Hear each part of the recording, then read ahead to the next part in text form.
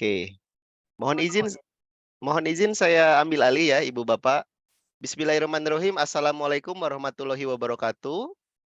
Selamat sore Ibu dan Bapak semua, kelas kreatif Learning Partners yang telah hadir di sesi kita malam ini. Maaf, biasanya kita bertemu di sore hari ya. Hari ini kita memasuki sesi FGD yang ke-21. Senang sekali kita mendapatkan kesempatan untuk berdiskusi bersama, karena saya sampaikan kepada Bu Dayang dan Bu Neneng lebih kepada sharing praktik baik ya untuk malam ini. Jadi nanti Bu Dayang dari Kalimantan, kemudian Bu Neneng dari Jawa Barat akan berbagi dengan kita semua apa sih yang sudah diimplementasikan di lembaganya masing-masing. Sehingga nanti Ibu dan Bapak di lembaga masing-masing bisa juga mengimplementasikan ide-ide yang nanti disampaikan oleh Bu Dayang dan Bu Neneng. Sambil menunggu jaringan dari Pak Dimas, saya coba perkenalkan terlebih dahulu komunitas pendidik kelas kreatif Indonesia. Mohon izin untuk berbagi layar ya Ibu dan Bapak.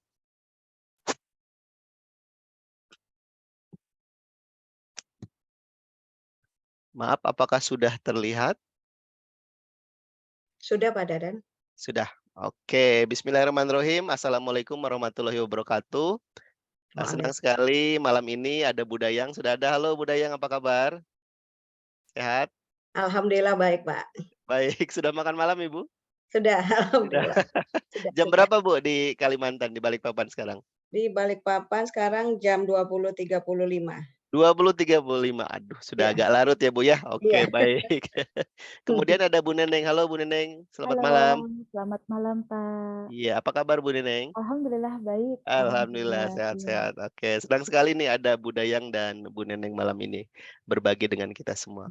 Mohon izin untuk berbagi informasi terkait kelas kreatif Indonesia, Ibu dan Bapak, seperti yang disampaikan kemarin malam. Kalau kelas kreatif, komunitas pendidik kelas kreatif Indonesia itu sekarang ada di bawah Kelas Kreatif Indonesia Foundation. Kemudian kita tidak hanya memiliki komunitas, tapi kita juga merambah ke bidang-bidang lainnya, termasuk training untuk para pendidik di Indonesia di luar komunitas pendidik, termasuk juga penerbitan buku di penerbit Kelas Kreatif Indonesia. Oke, apa itu komunitas pendidik Kelas Kreatif Indonesia? Ini adalah sebuah personal learning community. Di dalamnya terdiri dari guru dan dosen serta pemerhati pendidikan. Kita menyebut diri kita sebagai learning partners ya Ibu Bapak. Kita semua berada di posisi yang sama gitu ya.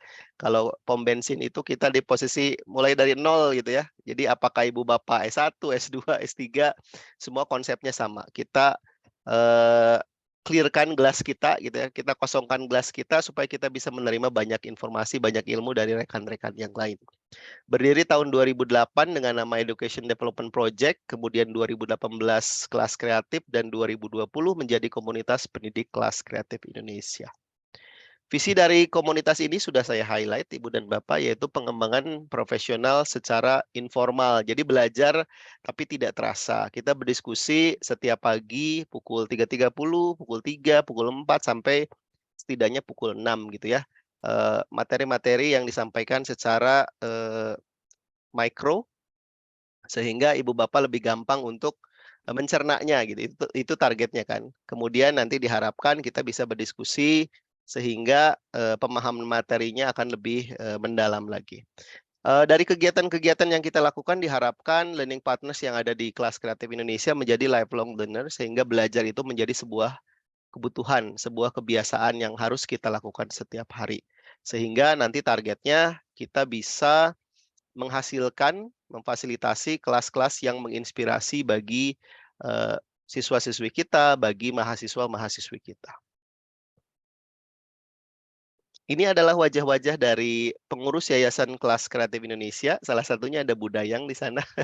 Bu Dayang sudah lama bergabung di Kelas Kreatif Indonesia. Saya pikir lebih dari 3 tahun ya Bu Dayang ya. Alhamdulillah ya, Pak. Ya, sebelum pandemi. Kemudian ada Pak Dimas juga yang menjadi host kita malam ini. Nanti akan dilanjut oleh Pak Dimas nih kegiatan kita malam ini. Kemudian rekan-rekan lain juga yang malam ini alhamdulillah terima kasih sudah berkenan untuk hadir.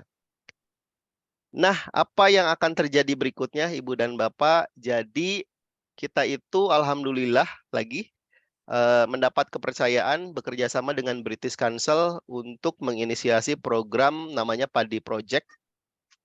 itu dikhususkan untuk pengajar bahasa Inggris di jenjang SMP. Jadi ini targetnya kita ke MGMP yang berada di Indonesia ya. Nanti insya Allah saya juga kontak rekan-rekan MGMP apa saja yang kita bisa lakukan bersama, terutama berhubungan dengan proyek ini fokusnya pada differentiated instruction. Karena mungkin secara teori kita sudah gitu ya, sudah tahu karena kelas kreatif sendiri sudah beberapa kali melakukan webinar differentiated instruction, tapi implementasinya secara komprehensif, pelatihannya secara intensif tampaknya perlu dilakukan sehingga kita lebih percaya diri ketika mengimplementasikan differentiated instruction, pembelajaran yang berpusat pada siswa. Kemudian hari Minggu kita ada kerjasama dengan UNES, pengabdian pada masyarakat, professional development bagi pengajar bahasa Inggris kelas 11 itu akan pesertanya yang diundang itu dari 6 guru dari 6 provinsi. Itu sudah terundang ya, jadi nanti kita akan lakukan di hari Minggu. Tampaknya itu saja perkenalan dari kelas kreatif Indonesia. Semoga nanti Ibu dan Bapak bisa terlibat lebih banyak lagi di kegiatan kelas kreatif, tidak hanya pasif, aktif juga sih gitu kan mengikuti webinar, tapi juga lebih aktif menjadi pembicara seperti Bu Neneng, kemudian Bu Dayang. Keduanya juga sama, sudah berada lama di kelas kreatif Indonesia. Halo Pak Dimas, bisa kita lanjutkan? Iya, bisa Pak. Ada Pak? Oke, silakan. Silakan Pak Dimas. Iya. Oke. Nah, baik Bapak dan Ibu, selamat malam. Mohon maaf tadi terlempar karena jaringan. Kali ini dengan topik FGD yaitu Learning Journey, yaitu ada beberapa pemateri yang sangat hebat, 2 pemateri ibu-ibu yang hebat, ibu-ibu yang menjadi inspirasi kita. Baik, sebelum masuk ke materi, izinkan saya sebagai pembawa acara untuk menyampaikan kurikulum vitae dari kedua host atau kedua pemateri yang hebat malam hari ini. Oke, baik. Yang pertama, kurikulum vitae-nya ada dari Bu Neneng Hendriani. Beliau adalah seorang guru bahasa Inggris dan juga penulis buku fiksi, terus juga non-fiksi, editor juga, dan narasumber berbagi praktik baik.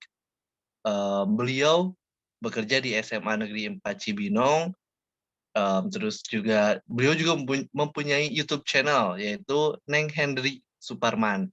Jadi bagi ibu dan bapak yang mungkin nantinya bisa bersilaturahmi, bisa ada Facebook-nya, bisa dilihat di share screen-nya, terus juga ada email pribadinya serta telepon pribadinya.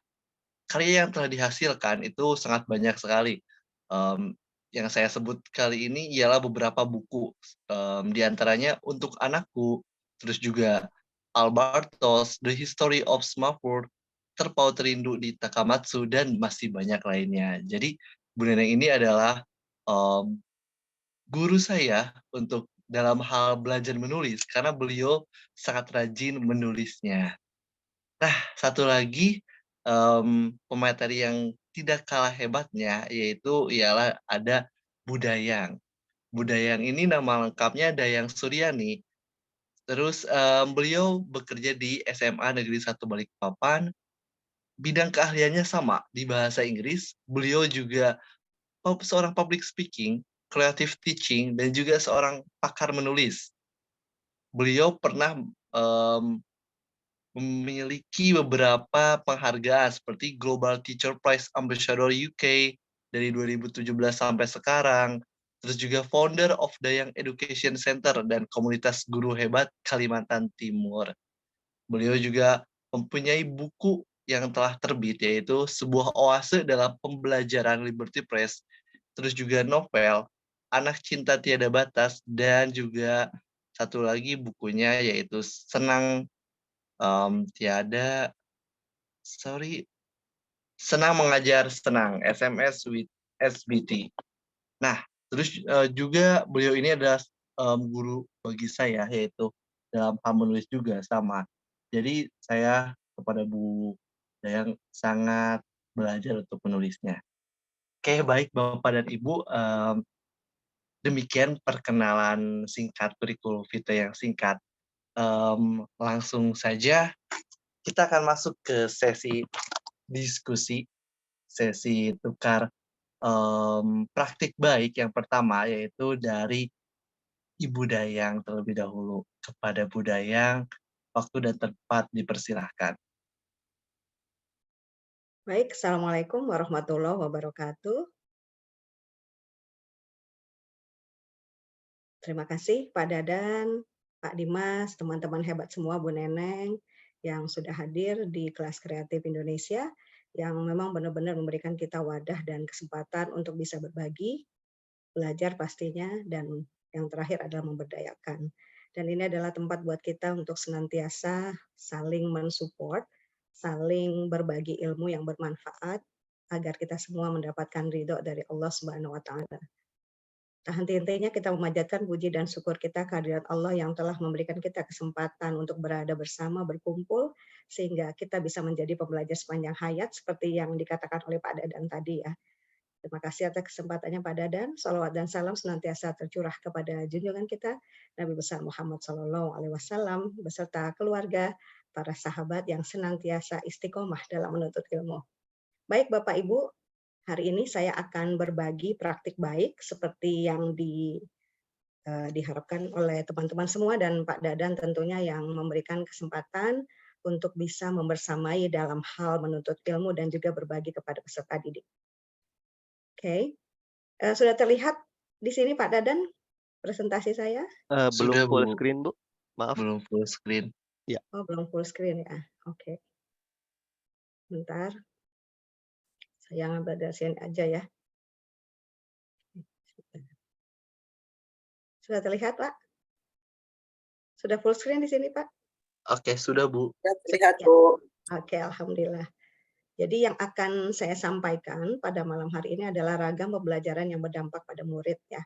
Pastinya Bapak Ibu semua menginginkan kelas kita berada di dalam kelas yang menginspirasi, kelas yang senantiasa kondusif untuk belajar menggagas pembelajaran yang joyful and meaningful. Ada beberapa hal yang saya pelajari Maaf Bu ketika Dayang, berada. ini speaker notes-nya terlihat. Tampaknya boleh stop share kemudian sharing yang full screen-nya, Bu. Maaf. Oh ya, oke. Oh ya, diulang ya Pak ya. Ya, silakan. Oke. Sudah kelihatan? Ini masih kelihatan ya? Speaker notes-nya ya? Masih, Ibu ya. Oke. Ini. Oke, Pak Dadan sebentar ya.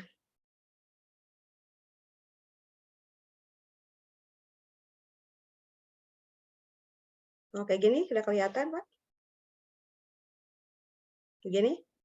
Masih kelihatan ya? Masih sih. Tapi nggak apa-apa, Bu, masih terbaca kok. Bisa dilanjut saja. Sini ya? Oke. Sudah ya, Pak ya? Ada Oke, tulisan jadi got itu. Ya. ya, oke. Ya, di sini ada 4 hal yang kita pelajari ya. Maaf, Apalagi Ibu, ada tulisan presenter window, bisa di close aja. center window. Nggak ada di sini, Pak. Di kami ada, Bu. Jadi ada don't show this message again, kemudian ada got it, boleh di Oke, diulang tutup ya. saja. Ya. Oke. Masih belum ya, Pak, di sini? Sudah. Alhamdulillah, Ibu. Sudah, Terima alhamdulillah. kasih. Ya. Ya, telah teknologi ya, Pak ya. Jadi artinya di sini kita sama-sama belajar berkolaborasi, belajar untuk menjadi pribadi yang mandiri dalam hal belajar dan juga mengajarkan. Sebagai guru, kita dituntut untuk bisa belajar secara mandiri dengan adanya kegiatan-kegiatan yang digagas oleh kelas kreatif. Tentu saja ini menjadi kesempatan buat kita agar kita bisa menjadi guru yang mandiri, guru yang memberikan contoh kepada peserta didik agar peserta didik juga mampu menjadi pembelajar yang mandiri.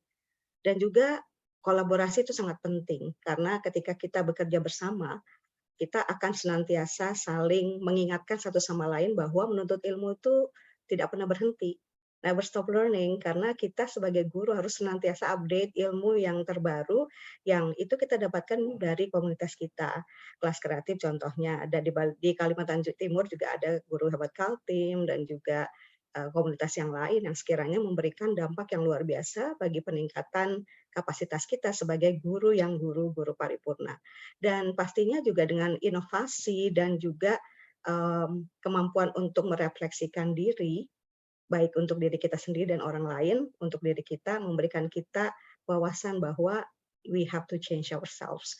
Not just running on the stage, but we have to move and find out a good resources for teaching and learning itself. Jadi ketika kita mencari ilmu, bukan hanya berasal dari referensi yang sudah ada, tapi juga dari komunitas yang memberdayakan, salah satunya kelas kreatif. Kita lanjutkan dulu ya Bapak Ibu ya. Oke. Ya, di sini yang sudah saya lakukan seputar apa yang menjadi roh dari kurikulum Merdeka itu adalah saya berusaha menggagas atau menginisiasi sebuah pembelajaran yang bernama Reading on the Spot.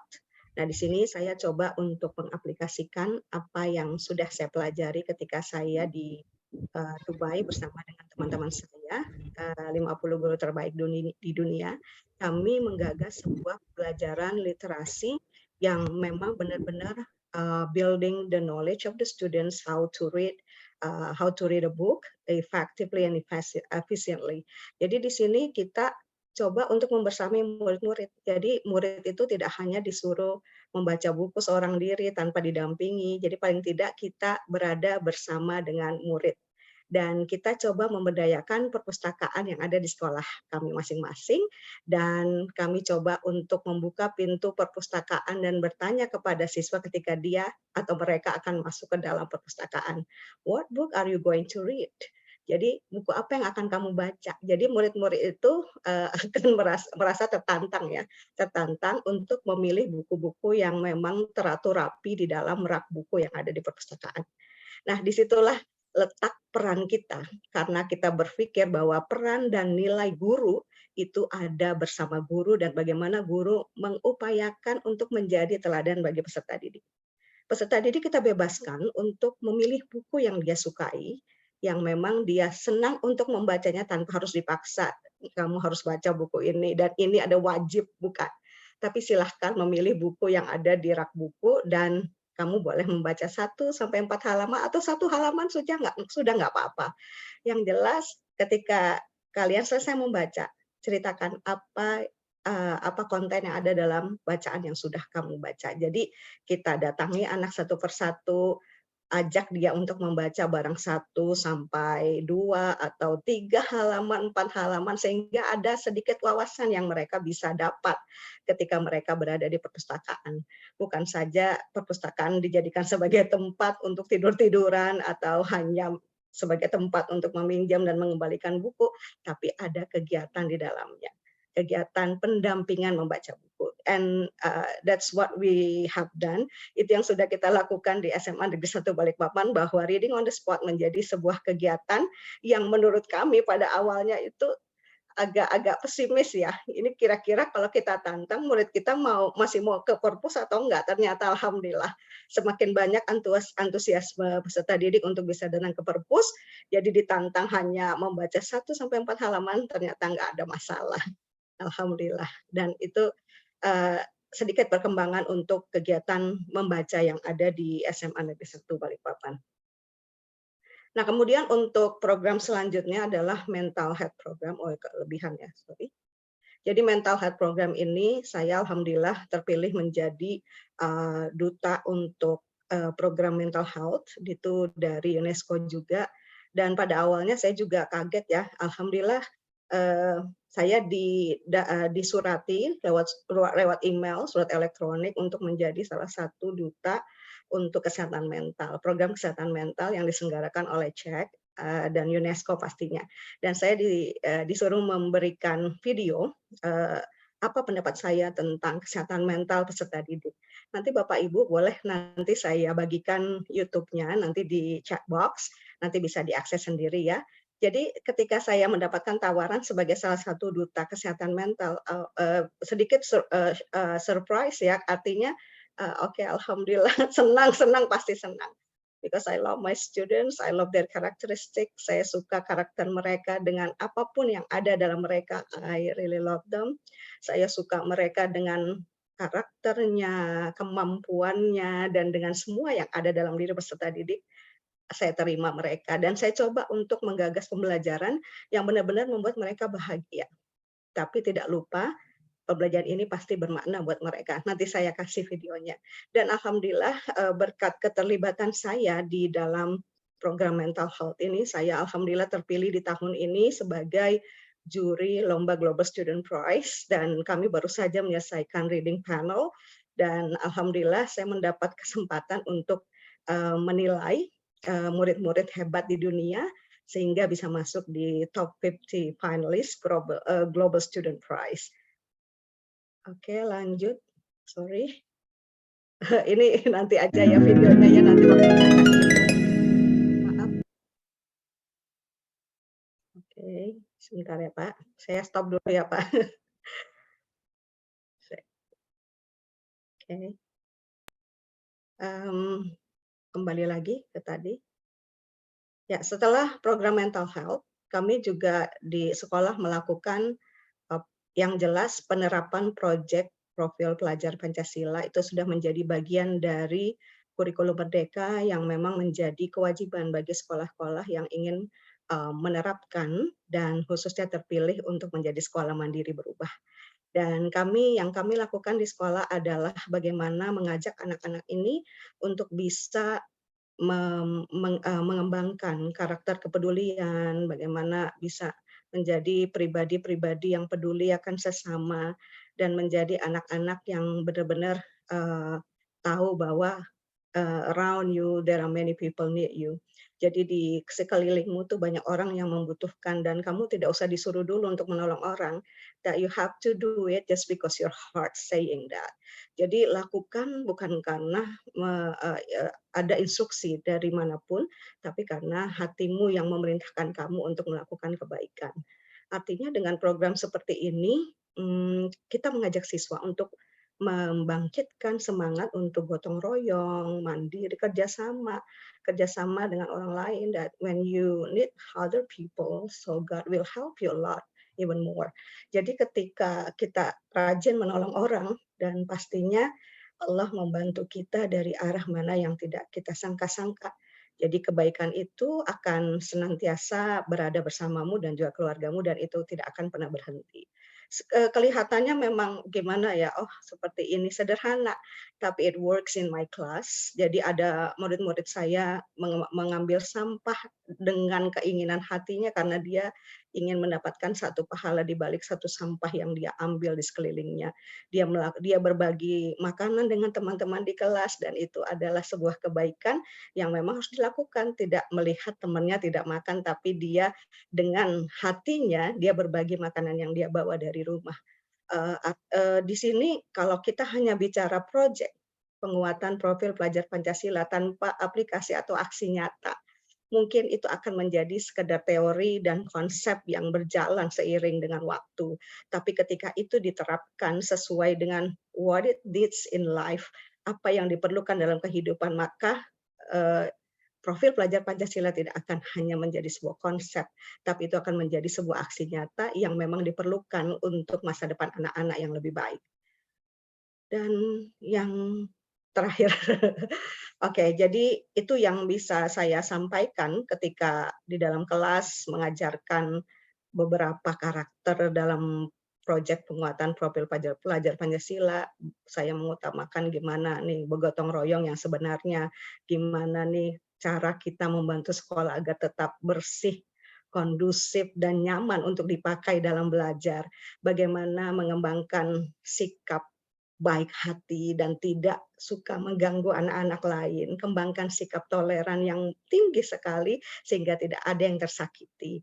Miris sekali ketika baru-baru saja viral sebuah cerita tentang anak yang dibully, diikat di sebuah pohon kemudian disirami dengan air paret dan itu betul-betul cambuk ya buat kita sebagai guru bahwa sekali lagi kita tidak mengejar konten, tapi kita mengejar keterampilan yang tidak hanya mencakup akademik, tapi juga bagaimana membesarkan anak dengan emosional dan spiritual quotient-nya. Itu tantangan buat kita.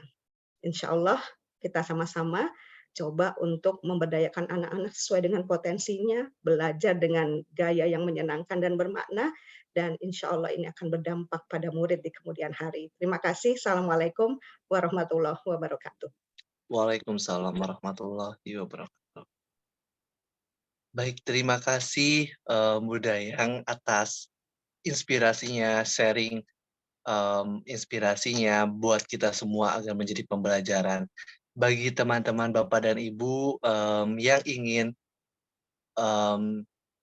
menanyakan kepada Bu Dayang ataupun sharing, bisa di kolom komentar terlebih dahulu atau di chat box terlebih dahulu. Biar nantinya di akhir sesi akan disatukan dengan pemateri kita selanjutnya, pertanyaannya yaitu dari Bu Neneng.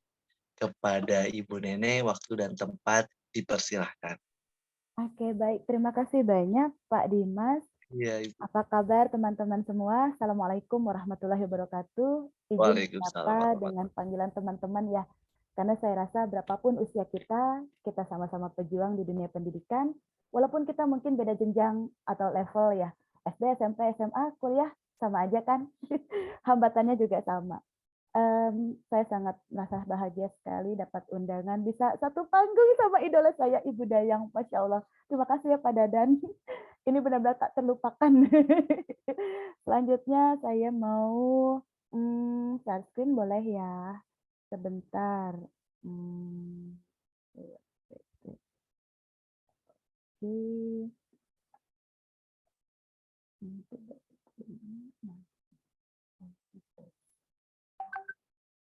Ini dia.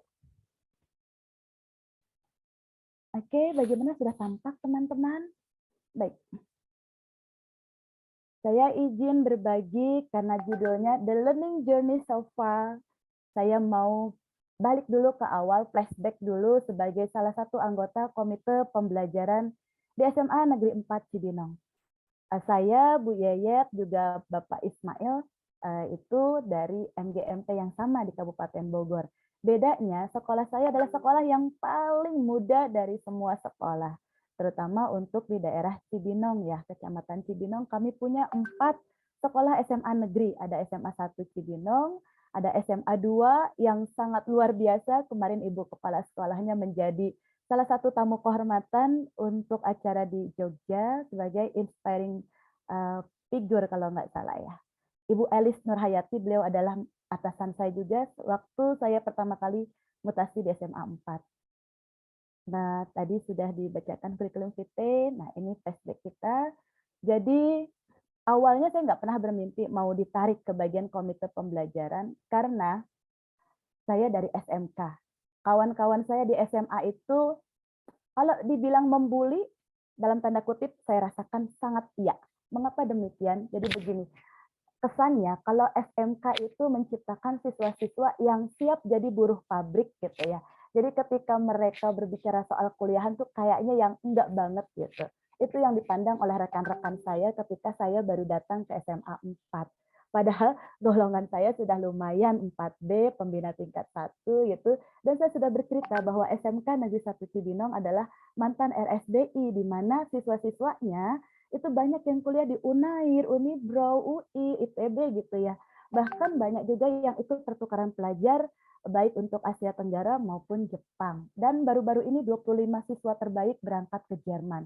Namun itu bukan prestasi bagi kawan-kawan saya di SMA 4. Jadi bisa Anda bayangkan di 2019 saya masuk, lalu tiba-tiba COVID gitu, saya hanya guru biasa. Jadi ketika saya dapat undangan menjadi komite pembelajaran dengan catatan ikut diklat selama 1 bulan lebih, 10 Mei sampai 13 Juni, tanpa ada uang makan siang, tanpa ada kue sarapan gitu, bahkan kuota pun harus dari kantong sendiri, saya cuma bisa senyum, oke. Gitu loh. Kenapa? Karena di SMK terus terang saya makmur, sejahtera banget, tapi di SMA I have to struggle by myself gitu. Tapi nggak apa-apa, karena memang itu pilihan kan. Saya memilih sendiri untuk pindah ke SMA, karena saya ingin tahu apa sih perbedaannya di SMK dan SMA, terutama untuk pembelajaran bahasa Inggris. Itu aja. Nah, dari apa yang saya pelajari bersama 4 orang guru ya, salah satunya adalah guru BK, karena memang harus guru BK waktu itu, dan satu kepala sekolah yaitu Bapak Sutikna Triwardaya, yang juga berasal dari sekolah mutasian juga beliau. Jadi kepala sekolah saya itu cuma tukeran tempat aja, Pak Ero Ansori mengajukan sekolah kami sebagai sekolah penggerak angkatan 2, namun tiba-tiba diganti oleh Pak Sutikna Triwardaya, dan kami sebagai guru biasa hanya bisa welcome my new boss, cuma gitu aja. Jadi di pelatihan ini 84 jam pembelajaran, ketika mau menghadapi materi yang sangat penting sekali, dilalahnya fasilitator berangkat ke Tanah Suci, dan kami harus mendapatkan fasilitator baru yang tanda kutip secara pribadi luar biasa sekali.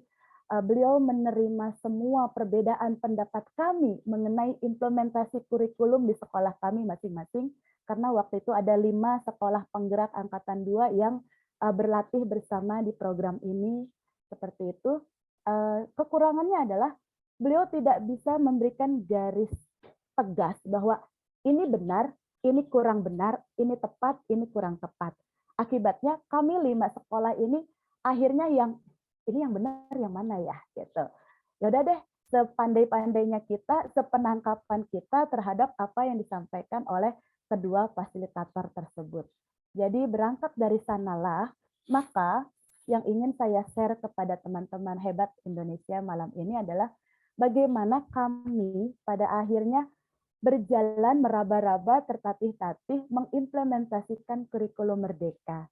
Secara pribadi, saya sangat bangga sekali dengan kurikulum ini.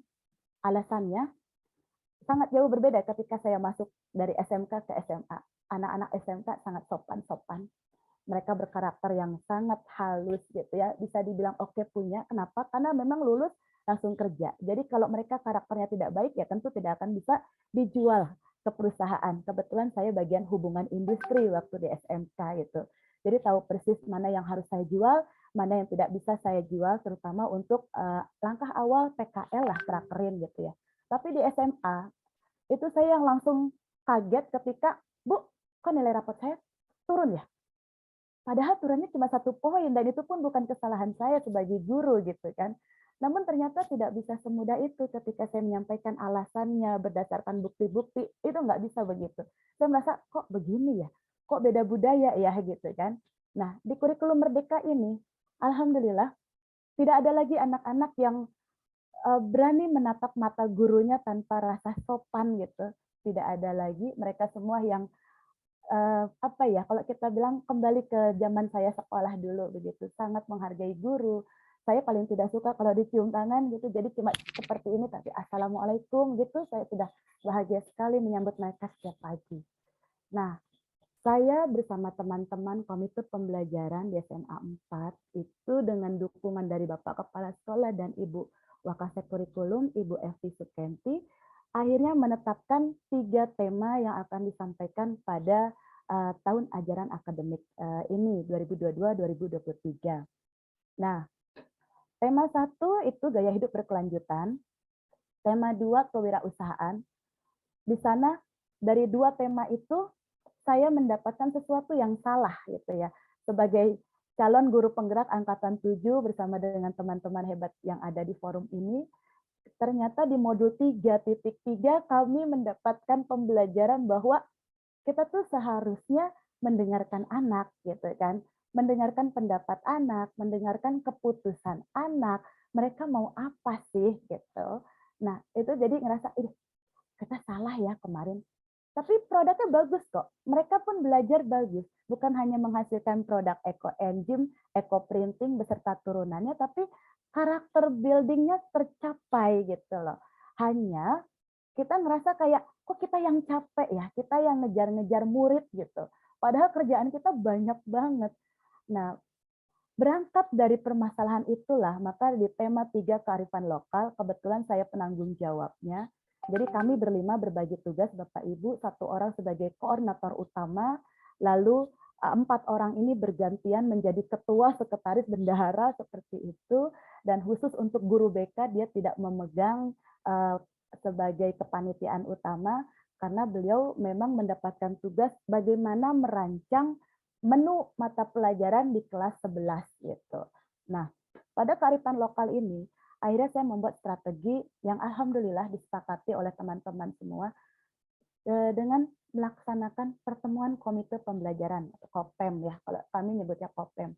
Dari pertemuan ini kami kerucutkan, kami diskusi dengan tim fasilitator. Fasilitator ini adalah teman-teman yang mengajar di kelas 10 semua, yang kebetulan sesuai dengan struktur kurikulum merdekanya gitu loh. Mereka memang mendapatkan jam yang harus disampaikan dalam bentuk proyek penguatan profil Pancasila. Dari hasil pertemuan 2 ini, barulah kami memberikan kesempatan kepada siswa untuk berkumpul, berdiskusi bersama.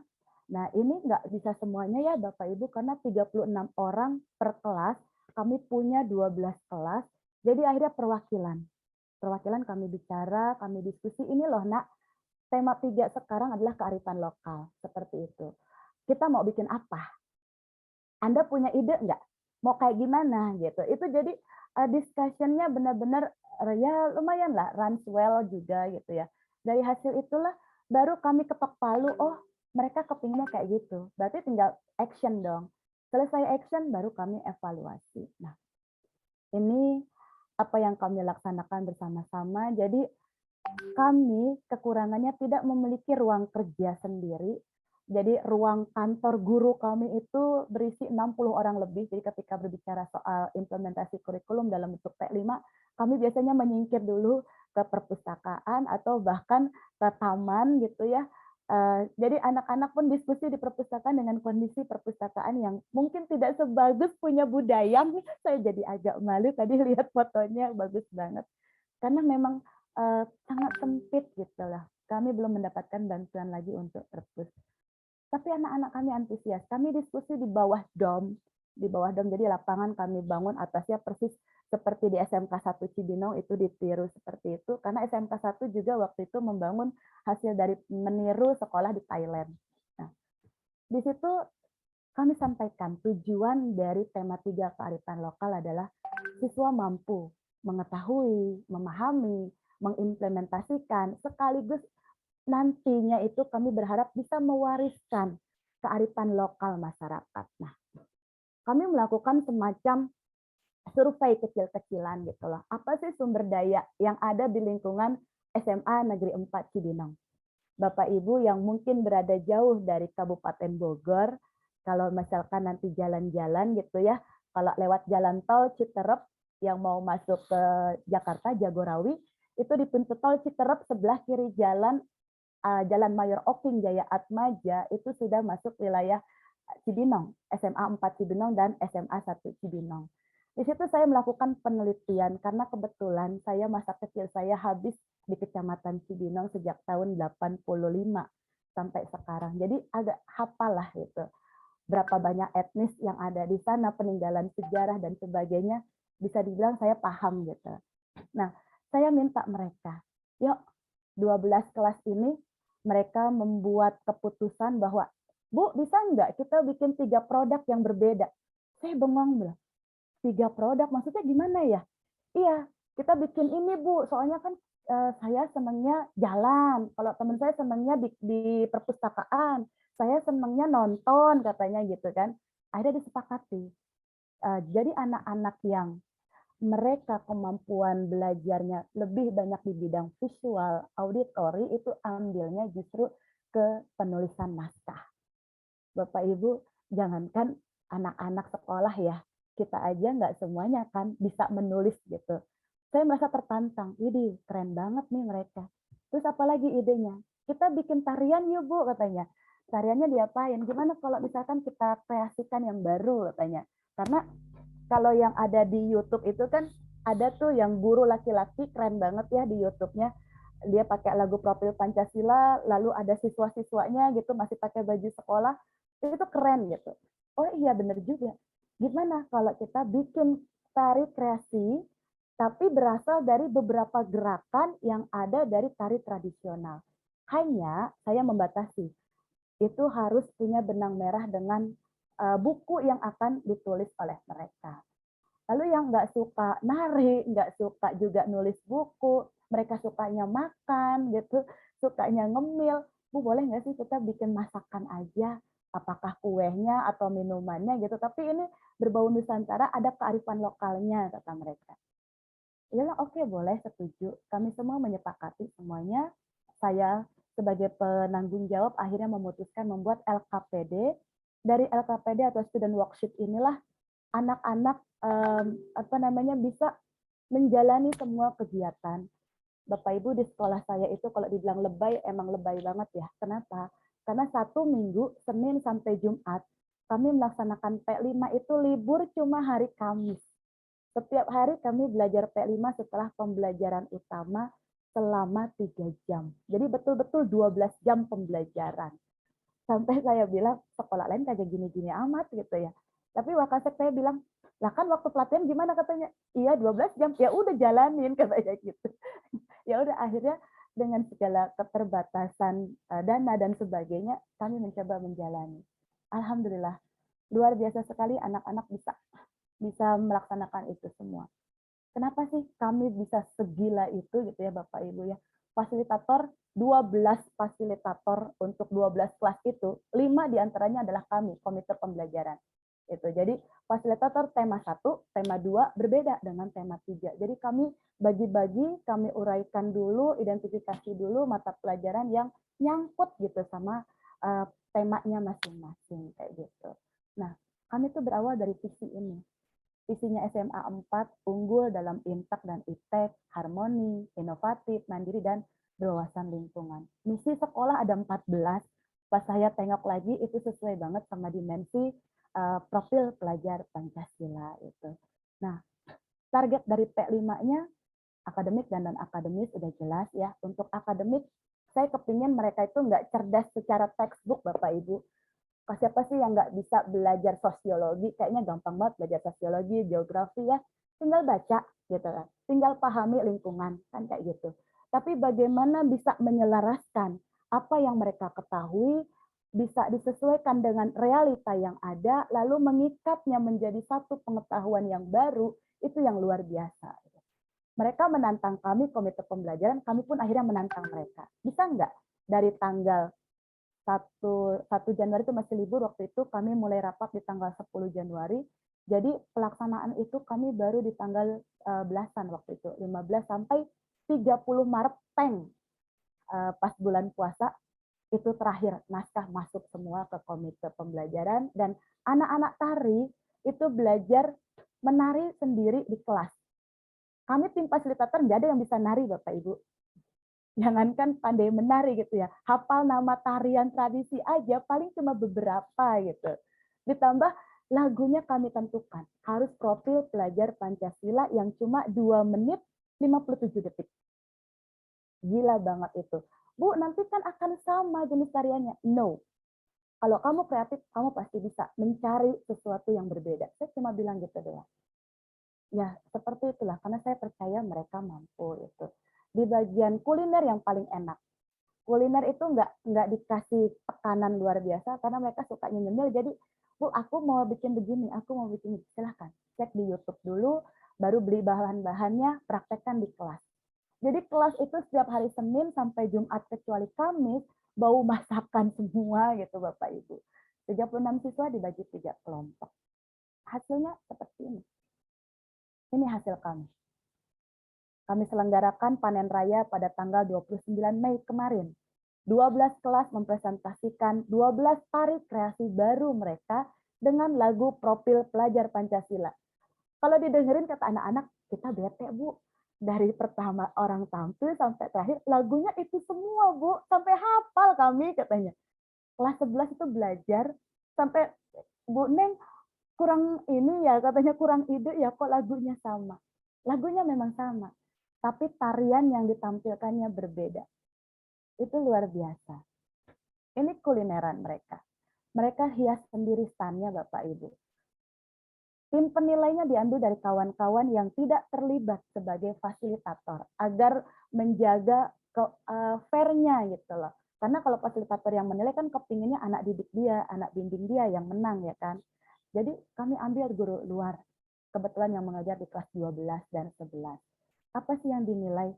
Kalau di sini di P5 untuk tarian, itu yang dinilai selain kekompakan, kemandirian mereka, mencari ide-ide baru, terus juga bagaimana mereka mengkolaborasikan semua dalam bentuk sendera tari yang menceritakan kearifan lokal masyarakat Indonesia, itu juga ditekankan pada pemilihan bahan.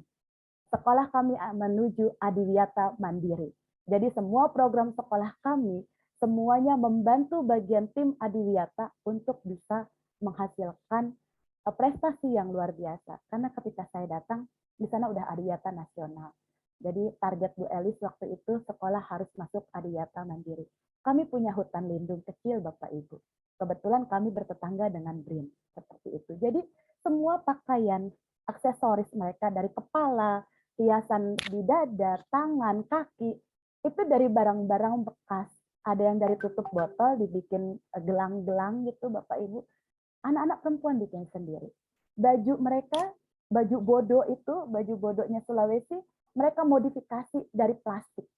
Dari plastik anti repot gitu. Kalau kami nyebutnya plastik anti repot ya, yang sekarang udah mulai dilarang penggunaannya gitu. Sampai seperti itu. Ada juga sih memang yang seperti ini. Ini mereka dapat pinjaman karena mereka adalah kelas terbaik yang mampu menggali kearifan lokal masyarakat Muara Beres. Muara Beres adalah suatu kelurahan yang ada di Kecamatan Cibinong, di mana dulu pernah berdiri sebuah kerajaan bawahan dari Pajajaran. Jadi anak-anak ini mencoba menggali kembali sejarah, betulkah pernah ada kerajaan? Bagaimana silsilahnya? Di kampung Muara Beres ada sebuah kampung namanya Karadenan, Bapak Ibu. Di sini 90% warganya bergelar Raden, ya, dan memiliki larangan untuk tidak boleh menikah dengan warga luar dari Karadenannya, gitu, supaya si Radennya itu masih bisa diwariskan, gitu. Itu luar biasa sekali. Hasil karya mereka diakui, bahkan tanpa sepengetahuan saya awalnya tidak mengundang, gitu, yang saya undang hasil dari ide mereka adalah narasumber mereka asli. Ternyata yang datang adalah Ketua Dewan Kesenian Kabupaten Bogor langsung. Karena ingin sekali melihat seperti apa sih gebrakan yang dibuat oleh Komite Pembelajaran. Kalau untuk kulineri, kebersihan, kesesuaian tema, seperti itu, nilai gizi. Gizi juga penting karena di sana ada pelajaran khususnya juga. Jadi satu lah gitu Bapak Ibu, seperti itu. Semua modal untuk bagian kewirausahaan ini 500.000 ditanggung oleh sekolah berdasarkan program kewirausahaan yang diturunkan dari Dirjen waktu itu. Saya lupa apa namanya, cuma kami selalu menggunakan uang itu bergulir dan anak-anak setiap kali selesai menggunakan uang mencatat pengeluaran pendapatannya. Nah, modal itu dikembalikan lagi ke guru PKWU yang megang gitu. Seperti itu. Nah, untuk bukti fisik yang lainnya seperti misalkan masuk ya ke LKPD ya, biar Bapak Ibu ada gambaran apa sih yang ditampilkan. Nah, ini LKPD-nya. Saya hanya membekali mereka LKPD seperti ini. Nama tari tradisional yang dipilih itu apa aja, gerakan tari yang dipilihnya tuh gerakan yang mana gitu kan, durasi lagu keberapa dari Topil Pancasila yang akan digunakan untuk gerakan tersebut, seperti itu. Ini untuk bagian tari. Lalu untuk yang bagian secara keseluruhan itu, nah ini yang paling penting sekali menurut saya karena ini yang jadi ikon ya, yang jadi ikonnya untuk tema 3 kearifan lokal kami. Saya guru bahasa Inggris, tapi saya nyemplung ke bahasa Indonesia sampai seperti ini Bapak Ibu. Jadi saya membekali mereka, fasilitator tidak semuanya guru bahasa. Mereka kebetulan ada guru sejarah, ada guru kewirausahaan gitu ya, ada guru sosiologi, ada guru geografi. Ketika anak-anak bilang, kenapa sih kita nggak praktekin materi yang diajarin sama Bu Laras, Bu? Apa tuh? Saya bilang, menulis naskah, kan Ibu juga ngajarin, ada description katanya. Kebetulan pas saya ngajar description, Bu Laras di Bahasa Indonesia juga ngajar deskripsi. Ya udah, oke, kalau gitu kita praktekin gitu ya. Jadi seperti inilah, saya hanya memberikan 8 pertanyaan pemandu untuk bab 1 pendahuluan. Sederhana banget kan? Apa judul naskah kelompok, apa yang melatar belakangi pemilihan judul, manfaat menulis naskah terkait judul tersebut bagi murid, sekolah, juga masyarakat. Lalu langkah apa saja sih yang perlu mereka lakukan untuk melengkapi data yang dibutuhkan? Siapa aja tokoh-tokoh yang dilibatkan? Bapak Ibu, saya sebagai komite pembelajaran hanya membekali mereka satu surat, yaitu surat pengantar. Meninggalkan sekolah pada jam KBM, itu kan jelas bukan sesuatu yang bisa dianggap gampang ya Bapak Ibu. Kami harus memberanikan diri sebenarnya sih. Ketika tiba-tiba ada guru yang nggak setuju, Bu Neng, emang boleh keluar itu anak-anak? Nanti kalau terjadi kecelakaan, nanti kalau mereka jalan-jalan, nanti kalau mereka nggak nyampe rumah, itu banyak banget yang negatif komen yang saya harus hadapi setiap hari gitu. Saya cuma bilang, kenapa sih kita nggak percaya ke anak-anak? Saya bekali mereka loh LKPD. Mereka harus ketemu. Saya kasih mereka lembaran untuk bertemu dengan narasumber yang harus narasumber tanda tangan. Jadi pengalaman saya dulu waktu saya harus bimbingan skripsi dan tesis ke dosen, ada tanda buktinya ya kan, Bapak Ibu juga pasti mengalami hal yang sama. Itu saya jadiin acuan dengan harapan anak-anak nggak akan menyalahgunakan kepercayaan yang kita berikan ketika mereka meninggalkan sekolah. Saya menyadari betul anak-anak menggunakan kendaraan pribadi ketika meninggalkan sekolah. Ada yang didampingi oleh fasilitatornya, tapi ada juga yang karena teman-teman saya masih muda, Bapak Ibu, mereka masih aktif ikut PPG, ikut CGP juga. Jadi akhirnya saya yang ngalah gitu loh, banyak ngalahnya. Ya udah deh, siapa yang mau berangkat? Hubungin Ibu. Ibu bikinkan surat. Tapi yakin ya, tokoh ini ada. Tokoh ini bisa ditemui jam sekian. Saya sampai begitu. Kadang di belakang mereka pun saya bilang, boleh Ibu minta nomornya dulu? Ya. Mereka jalan, saya kontak. Bapak tolong tunggu ya. Bagaimanapun kan tanggung jawab kita. Anak pergi dari sekolah kan tanggung jawab dari sekolah juga gitu. Ini untuk bab 2 seperti ini. Dengan begini anak-anak nggak mungkin lari dari tanggung jawab mereka meninggalkan sekolah pada jam KBM. Karena KBM di kami kan selesainya jam 3:30. Nah ini untuk bab 3-nya. Nah ini untuk bagian biografi. Saya minta mereka melengkapi biografi naskah. Harapan sederhana saya sebetulnya sepele banget. Di antara murid-murid saya ada yang bisa lah menjadi Andrea Hirata yang baru gitu. Ya, nggak muluk-muluk sih ya, tapi minimal lah gitu. Mereka mampu menulis karya ilmiah agar bisa lulus dari SMA di tahun ajaran terakhir mereka gitu. Karena kan menurut kurikulum terbaru mereka itu harus menunjukkan karya tulisnya. Jadi berharap dengan melakukan ini mereka bisa gitu. Seperti itu Bapak Ibu. Hasil-hasilnya luar biasa. Nggak kelihatan ya di layar ya. Ada 12 buku Bapak Ibu yang berhasil mereka terbitkan. Luar biasa sekali mereka berhasil menerbitkan buku. Itu dicetak di CV. Cuma sayang kita nggak pakai ISBN tapi pakai QRCBN. Kenapa harus begitu? Karena kita memang nggak bisa mengajukan ISBN ke Perpusnas untuk buku hasil literasi.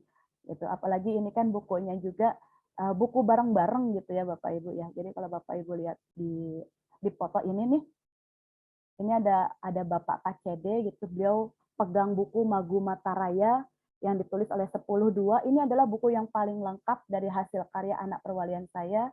Pembimbingnya, fasilitatornya Ibu Dina Ardianti. Dari mulai Jalan Raya Mayor Oking Jaya Atmaja, kami buat segi 4, sekolah Mardi Waluya, atau dulu dikenal dengan Mardi Yuwana, itu adalah sekolah peninggalan Belanda yang pada akhirnya diserahkan kepada pemerintah Indonesia. Siswa di kelas 10.2 ini meneliti juga tentang perjuangan Mayor Oking, perjuangan rakyat Cibinong ketika mengalahkan tentara Nika Belanda, sampai dibangunkan sebuah tugu perjuangan di depan kantor BRIN, itu sebelahan sama BRIN gitu. Itu luar biasa sekali. Dan di dalam buku Magu Mataraya juga diceritakan kearifan lokal masyarakat Sampora yang menjadi tetanggaan sekolah kami, ya masyarakat Sampora itu, bahwa orang-orang Sampora itu dilarang memakan jenis pisang tertentu gitu. Karena ternyata ada cerita di balik itu. Seperti itu Bapak Ibu. Yang di tinggi ini sebelah Bapak KCD ini, beliau adalah tim marketing dari BRIN atau dulu dikenal dengan LIPI. Siswa kami berangkat ke sana, ke kantor beliau, minta diberikan informasi mengenai kebun raya Cibinong. Atau kalau kami mengenalnya itu dengan Danau Dora. Bapak lulusan UI ini menjelaskan kepada anak-anak kami bahwa ada satu jenis pohon yang menjadi pohon yang sangat langka di Kabupaten Bogor. Namanya pohon buah bisbul. Itu adalah pohon khas. Bapak Ibu bisa googling sendiri apa sih manfaat buah bisbul ini. Yang jelas untuk penyakit kista, myom itu sangat bagus sekali mengkonsumsi buah bisbul. Anak-anak nggak paham soal buah bisbul. Apa manfaatnya, apa ini itunya. Mereka lebih banyak mengaitkan dengan mitos-mitos gitu loh. Kalau kena santet dan sebagainya bisa disembuhin pakai buah itu, seperti itu. Luar biasa sekali Bapak Ibu. Anak kelas 10-1 pun itu berani menjawab komentar negatif dari warga net ya, netizen di YouTube ketika mereka membuat semacam video yang berisi tentang misteri situ Cikaret. Katanya di satu Cikaret ada makhluk mistis yang berupa siluman buaya putih lah, inilah itu gitu ya. Nah, mereka membuat itu. Bukunya berjudul Mengupas Misteri Gedung Arsip dan Situ Cikaret. Gedung Arsip ini dulu disewa oleh pemerintah Kabupaten Bogor untuk kantor PU Bapak Ibu di tahun 2003 sampai 2009. Kawan-kawan saya bertugas di sana. Gitu. Luar biasa sekali Bapak Ibu. Saya yang tadinya nggak tahu ada tokoh Karanggan, ada makam panjang banget. Kalau makam kan paling panjangnya ya setingginya manusia normal gitu ya. Kalau ini benar-benar panjang banget, ada Pangeran Sake gitu, ada macam-macam. Ternyata para tokoh ini adalah tokoh-tokoh yang meninggalkan kerajaan Banten, juga kerajaan Pajajaran untuk membangun sebuah pemukiman baru yang bernama Kranggan. Itu. Lalu ada juga tentang sejarah berdirinya Stadion Pakansari. Ibu, mohon maaf waktunya 3 menit ya, lagi ya, baik. Bu. Baik, terima kasih banyak Bapak. Iya, Untuk Bu. Stadion Pakansari, Bapak Ibu pasti mengenalnya sebagai stadion kebanggaan Jawa Barat saat ini ya. Kami menyelenggarakan berbagai macam pesta olahraga di situ. Tapi anak kelas 10-4 kami mendapatkan banyak sekali informasi mengenai pembangunan Stadion Pakansari yang beberapa di luar nalar gitu. Jadi ada beberapa catatan mengenai kearifan lokal masyarakat yang perlu diketahui dan dijaga terutama oleh masyarakat Cibinong itu sendiri ya Bapak Ibu. Kami ternyata juga memiliki masjid tertua yang disebut Masjid Al-Atiqiyah. Kami juga memiliki museum keris. Jadi semua peninggalan kerajaan Pajajaran baik dalam bentuk kujang, badi, Bapak Ibu tahu kan badi senjata tajam yang pendek gitu seperti pisau, juga ada kayak kelewang panjang gitu, lalu ada payung kerajaan, terus ada bonang, apa ya kalau kami biasanya nyebutnya gamelan ya, degungan lah kalau di Sunda gitu. Itu yang peninggalan zaman dulu itu masih dijaga utuh. Itu ketika mereka merayakan kelahiran anaknya itu juga masih dirayakan di sana di Masjid Al-Atiqiyah seperti itu Bapak Ibu. Baiklah, itulah tadi sekelumit kisah starting point untuk implementasi P5 khususnya tema kearifan lokal periode 1. Saya bilang periode 1 karena di tahun besok kami akan berusaha menyempurnakannya lagi sebab beberapa dari naskah kami ini kekurangan referensi seperti naskah yang ditulis oleh kelas 10-10 Jejak Etnis Tionghoa di Cibinong. Kami kekurangan untuk mengangkat tokoh masyarakat Tionghoa asli yang lahir dan besar di Cibinong, tapi bisa menjadi public figure nasional itu. Itu adalah PR besar buat saya sendiri sebagai anggota komite pembelajaran untuk bagian literasinya gitu ya.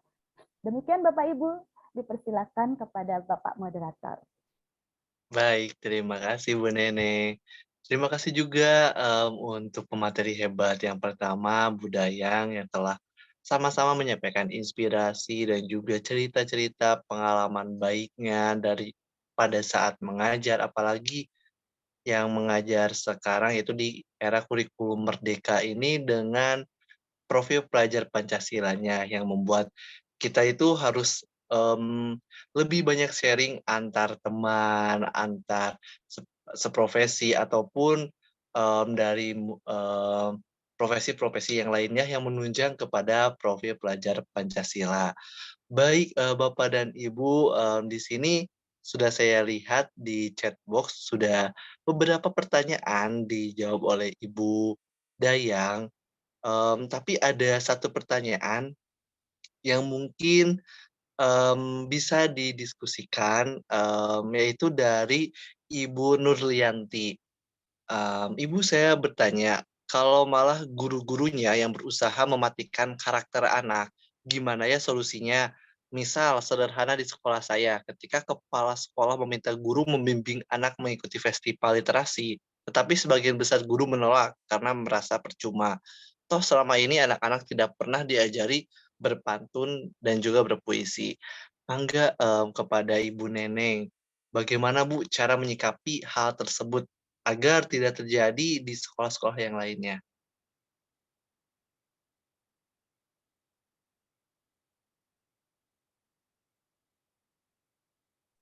Bisa diulang Bapak tadi dari siapa pertanyaannya? Dari Ibu Nurlianti, Bu. Jadi bagaimana kalau, sikap ada sekolah yang malah tidak mensupport gitu, Bu, peserta didiknya untuk mengekspresikan dirinya? Oh gitu. Saya jadi agak malu jawabnya. Karena semuanya berbalik lagi kepada kebijakan kepala sekolah ya, teman-teman semua. Sehebat apapun kita di lapangan, kalau kepala sekolahnya tidak satu paradigma dengan kita, mah nggak bisa jalan, gitu. Benar nggak Bu Dayang?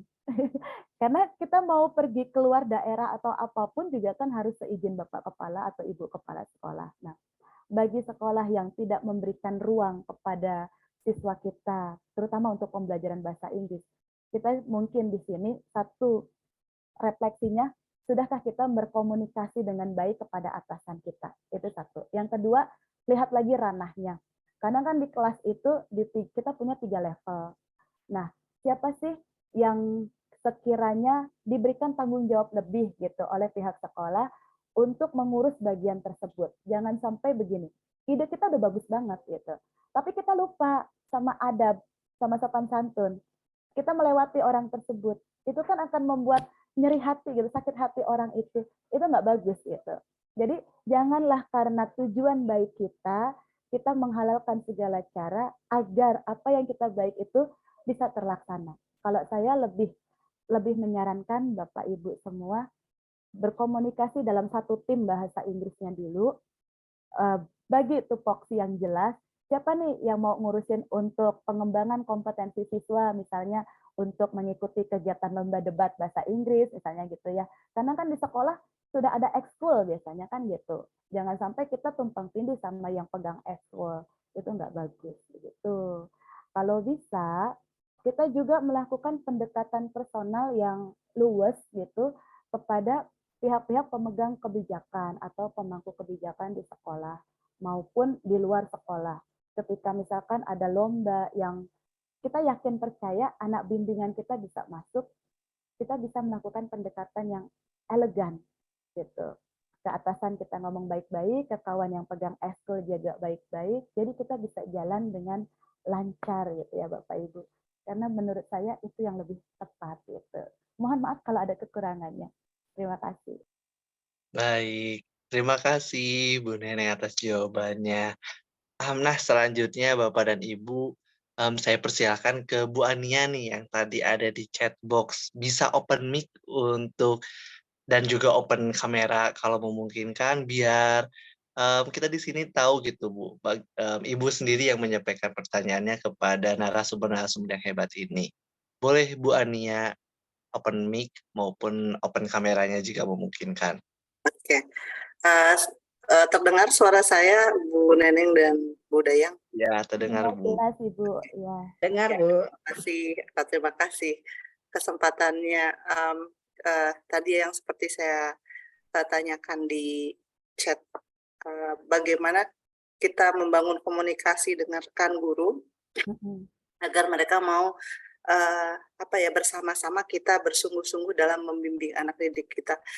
Jadi yang terjadi sekolah kami belum mengimplementasikan kurikulum merdeka, tapi baru mau tahun ajaran baru ini mengimplementasikan. Tapi kami sudah belajar gitu ya. Yang pertama kami lakukan adalah belajar bagaimana menerapkan itu tadi P5 itu tadi di sekolah, dan baru diterapkannya kemarin ke anak kelas 10.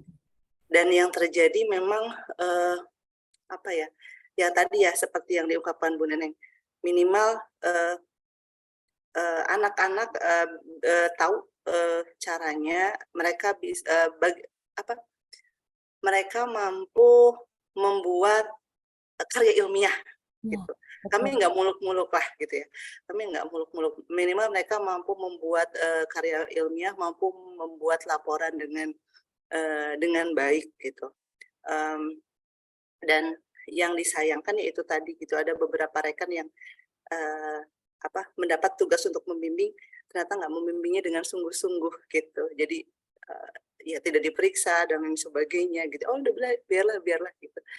Bagaimana membangun komunikasinya? Itu saja Ibu. Bu Dayang dan Bu Neneng. Terima kasih sharing pengalamannya. Izin menjawab duluan Bu Dayang, boleh? Boleh. Oke, siap. Terima kasih Ibu.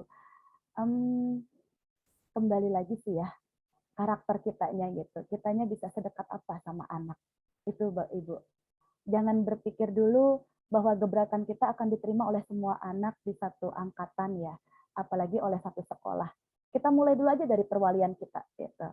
Ibu guru bahasa misalkan mengajar apa? Oh, karangan deskriptif misalkan gitu ya. Ya udah, Ibu berikan tema. Nah, besok membuat karangan deskriptifnya, temanya apa nih? Apakah temanya lingkungan sekolah atau temanya lingkungan keluarga? Tentukan sama Ibu, targetnya sekian halaman. Langsung gitukan aja. Nanti Ibu mau karya kalian dibukukan. Nah, nanti kalau dibukukan itu, nah Ibu berikan positive value-nya ke anak-anak. Apa sih kira-kira yang didapat oleh anak kalau karya mereka dibukukan atau diterbitkan? Seperti itu. Jadi kita pendekatannya langsung ke target gitu ya. Target kita adalah siswa. Saya jujur Ibu, ketika siswa mengatakan, Bu, kita kan udah belajar tes deskriptif, sama Bu Laras juga bahasa Indonesia sudah belajar gitu kan. Tapi di kearifan lokal gimana ya Bu? Tiba-tiba tuh di pertemuan kedua mereka menemukan masalah. Belum lagi dari fasilitator. Ini gila banget bikin buku, saya aja nggak bisa. Aduh Bu, saya ini ketua Glamor, Gerakan Literasi Smapor. Programnya itu, kalau mau dibilang jujur ya, setiap guru mengirimkan satu karya. Boleh esai, boleh puisi, boleh pantun. Sampai hari ini yang ngumpulin cuma 3 guru, Bu. Padahal targetnya harus diterbitkan gitu. Malu, asli malu, ini tamparan banget buat saya gitu kan. Nah, belajar dari situ, akhirnya saya berpikir balik. Loh, kalau saya make teman-teman, saya dorong teman-teman, yang ada teman-teman nyebur, kebasahan, saya ikut basah gitu kan. Lebih baik anak-anak tetap saya beri kesempatan menulis dengan segala keterbatasan mereka. Teman-teman saya kasih LKPD sebagai bimbingan pegangan mereka biar pede gitu loh Bu. Ayo anak-anak kita bikin buku. Padahal kan mereka juga nggak bisa gitu kan. Minimal pedenya mereka kita jaga, harga diri mereka kita jaga depan anak-anak itu. Lalu di belakang saya bikin strategi. Saya bikin Zoom meeting malam-malam gitu dengan cuma 45 menit mati langsung disambung lagi sama yang baru gitu Ibu ya. Itu perwakilan kelompok dari 12 orang itu ada 3 sampai 4 orang gabung bareng-bareng. Ayo nak kita belajar bikin karangan naratif kayak gini, deskriptif begini. Gitu, seperti itu Bu. Jadi kerjanya benar-benar romli, rombongan lillahi ta'ala itu Bu. Setiap malam saya bimbing mereka untuk menulis. Jadi berhasil gitu. Makanya ketika ada yang bilang begini-begini, saya pede. Saya yakin mereka mampu. Karena saya ikut terjun. Bukan berarti saya mengecilkan ataupun memandang rendah teman-teman gitu ya, yang jadi fasilitator, bukan. Tapi saya merasa kalau saya tidak terjun langsung, tingkat ketercapaiannya hanya sepersekian persen gitu. Dan anak-anak pun tidak merasa percaya diri gitu. Ketika kita yang mengajarkan punya prestasi, punya buku, kita bisa memberikan positive value ke anak, anak langsung bilang, oh iya ya, Bu Neneng bisa loh, punya buku loh, ini loh, itu loh gitu. Dengan begitu suara kita nggak terdengar nyaring tong kosong nyaring bunyinya gitu Ibu Ania. Ibu semangat ya, pasti bisa, yakin deh. Mangga Baik, Ibu Dayang. terima kasih Bu Neneng. Bu Dayang, mangga silahkan. Oke, tadi Bu Ania ya, Bu Ania dan Bu Nurlianti, godaan atau ujian itu pasti ada di sekeliling kita. Dan kita memang nggak akan bisa menolak berada di antara orang-orang yang tidak mensupport kita. Cara yang biasa saya lakukan adalah saya tetap lakukan yang terbaik, yang menurut Allah itu bagus sekali dan ini adalah bukti bahwa saya harus berakad karena Allah bukan karena manusia. Jadi kalau kita berakad kepada manusia dengan segala ujian dan intimidasi serta distraksi-distraksi yang dimunculkan, maka kita akan cepat menyerah. Tapi ketika kita melakukan sebuah action dan kita berakad karena Allah, kita akan terus maju dengan atau tidak adanya support dari orang-orang di sekitar. Kita nggak akan bisa maksa orang-orang untuk bisa sama satu frekuensi dengan kita. Karena kita, insya Allah, karena kita menetapkan diri kita sebagai guru, maka kita harus tetap lanjut, berjalanlah, lihat visi ke depan. Anak-anak di hadapan kita, di sekeliling kita membutuhkan kita. Jangan menyerah, terus melangkah, karena anak-anak butuh pemimpin pelajaran yang memberikan contoh dan teladan. Terus bergerak, Bu Analia, Bu Nurlia ya tadi ya, Bu Ana, Bu Lianti, terus memberdayakan kemampuan anak-anak. Ini adalah sebuah contoh bahwa dalam kegiatan yang sudah kita lakukan di sekolah, kita membuat sebuah buku ini terbitan baru dari kumpulan puisi anak-anak yang saya gagas bersama anak-anak, All in Seven, dan ini bukti karya yang memang kita harus tunjukkan kepada teman-teman. Yuk, maju bersama hebat semua. Saya nggak ingin maju sendirian, yuk sama-sama saya. Dan akhirnya ketika kita tidak terlalu menanggapin apa yang menjadi persepsi buruk orang-orang di sekitar, insya Allah mereka akan capek sendiri dan akhirnya mengikuti. Bapak Ibu beberapa kali memberikan contoh, kita ikut program guru penggerak. Pada awalnya saya menjadi pengajar praktik, pertentangan dan tantangan itu selalu ada di tengah-tengah saya. Tapi ketika saya terus maju tanpa mengindahkan perkataan buruk orang lain, akhirnya mereka ikut juga. Apalagi sudah masuk di SIM PKB, mau tidak mau mereka harus terjun di kegiatan guru penggerak. Dan saya beri contoh lagi, menjadi ikut juga dalam tes fasilitator. Alhamdulillah lolos Bu Jenny. Apa kabar Bu Jenny? Kami sama-sama saling mensupport. Saya beruntung berada bersama teman-teman yang yang betul-betul membina mental dan fisik saya secara spiritual juga, secara otak juga, berada bersama Bu Jenny dan teman-teman di kelas kreatif memberikan saya kekuatan bahwa memang saya harus terus maju tanpa harus memaksa diri saya untuk menanggapi semua perkataan buruk tentang itu. Dan setelah ikut fasilitator, akhirnya teman-teman di sekolah sudah banyak yang ikut program guru penggerak. Dan alhamdulillah sudah mulai menulis, sudah mulai mendekati saya. Itu perlu bertahun-tahun, tapi nggak usah takut. Sekeras-kerasnya batu, kalau dilempari, kalau bukan dilempari, ketika disirami dengan air, pasti batu itu akan berlubang sedikit demi sedikit dan akhirnya juga luluh. Itu batu ya. Dilimbur air pasang, dilimbur ombak, maka dia juga akan berlubang sedikit demi sedikit. Apalagi hati manusia yang betul-betul ingin berubah, manusia yang betul-betul pasti ada sisi kebaikan dalam dirinya, maka dia akan berubah dengan sendiri. Yang jelas diingat sebuah pelajaran dari bapak saya, berakad, mulailah kegiatan dengan berakad hanya kepada Allah, jangan kepada manusia. Karena kalau akadnya hanya untuk dilihat pimpinan, hanya untuk dilihat teman-teman who I am right now, maka kita akan mudah menyerah. Itu aja Bu, terima kasih Pak Dimas ya. Assalamualaikum Baik. warahmatullahi wabarakatuh. Terima kasih Bu Dayang. Terima kasih Bu Dayang, terima kasih juga Terima kasih Bu banyak. Neneng. Insya Allah. Iya. Baik Bapak dan Ibu, terima kasih atas pertanyaannya. Mohon maaf untuk sesi pertanyaannya dicukupkan sampai sampai tadi pertanyaan terakhir. karena batas waktunya juga. Terima kasih sekali lagi kepada Ibu Dayang, Ibu Neneng, dan juga Pak Dadan dari kelas Kreatif Indonesia yang telah memberikan kita wadah untuk saling share, saling support, dan juga saling memberikan inspirasi. Bagaimana pendidikan kita sampai hari ini, apalagi dengan kurikulum merdeka yang baru membuat kita perlu membuka lebih banyak lagi wawasan, lebih banyak melihat nih ke rekan kita, ke teman kita, ke mentor kita, ke guru kita, bagaimana cara menerapkan proses pembelajaran yang lebih baik pada era sekarang dengan mungkin lebih banyak tantangan gitu. Peserta didiknya yang lebih beragam, peserta didiknya yang lebih kritis, dan juga peserta didiknya yang lebih bisa melihat apa yang mereka inginkan dari dirinya untuk bisa diekspos di sekolahnya. Terima kasih untuk malam hari ini, sekali lagi kepada Ibu Dayang dan juga Bu Neneng, yang telah memberikan sharing, inspirasi baiknya, praktik baiknya kepada kita, dan juga terima kasih kepada Pak Dadan selaku dari Kelas Kreatif Indonesia yang telah memberikan wadah untuk kita bisa ada di sini untuk sharing dan berkumpul, membahas pendidikan di Indonesia ini sudah sejauh mana. Mangga kepada Bapak dan Ibu untuk bisa izin on cam karena ada sesi foto bersama. Mangga Pak Dadan.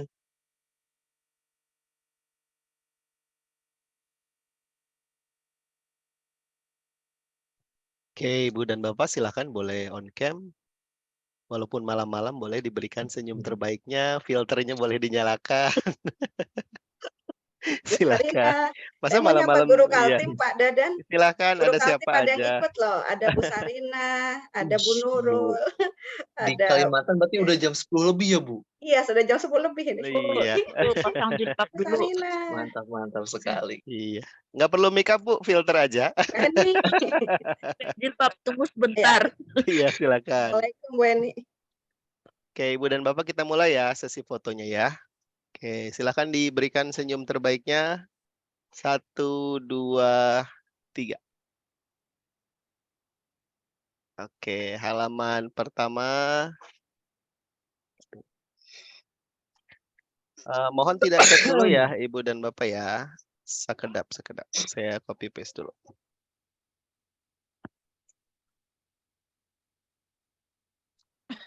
Satu, 2, 3. Oke, sudah halaman 1. Kemudian saya lanjut halaman 2.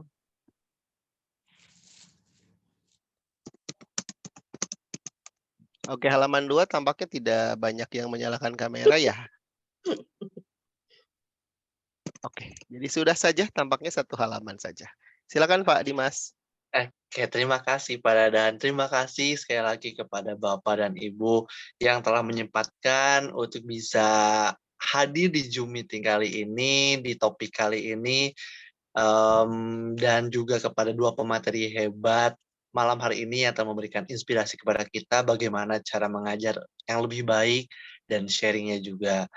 Terima kasih sekali lagi, saya pembawa acara Dimas Cahaya Munggaran, izin pamit undur diri, mohon maaf bila ada kesalahan. Wassalamualaikum warahmatullahi wabarakatuh. Waalaikumsalam warahmatullahi Wabarakatuh. Terima Terima kasih. semuanya Terima Pak kasih. Dadan, Pak Dimas, Bu Neneng, terima kasih Bu Jenny, Bu Jenny. Terima kasih Bu Dayang, Bu Jenny, Neneng, ya, Pak sama-sama, Dimas. Bu Eni. Terima kasih Bu Terima kasih, Dayang, Sarina. Bu Neneng, Pak Dimas, Iya, Pak Dadan, semuanya. Assalamualaikum Bu Nis. Terima kasih Ibu dan Ya, Bu Bapak Vera. telah Ya, hadir. Assalamualaikum. Waalaikumsalam. Sampai berjumpa 2 minggu lagi ya Ibu Bapak. Ya, Assalamualaikum. Mohon bantu diisi formnya ya, Bapak Ibu. Oh, form apa, Bu? Ada di chat, iya. Lupa tadi saya. Boleh dikirim kembali Bu, kita share di WhatsApp grup Oh juga. ya, Iya, iya. Oke, baik. Terima kasih Pak Dadan. Izin lift ya. Sampai ketemu lagi. Ya. Sehat-sehat Ibu. Ya, Assalamualaikum. Terima kasih Bu Nus. Assalamualaikum. Bu Neneng, itu KNS-nya itu tolong dikirim melalui WA aja. Oke, siap. Baik, siap. Ya.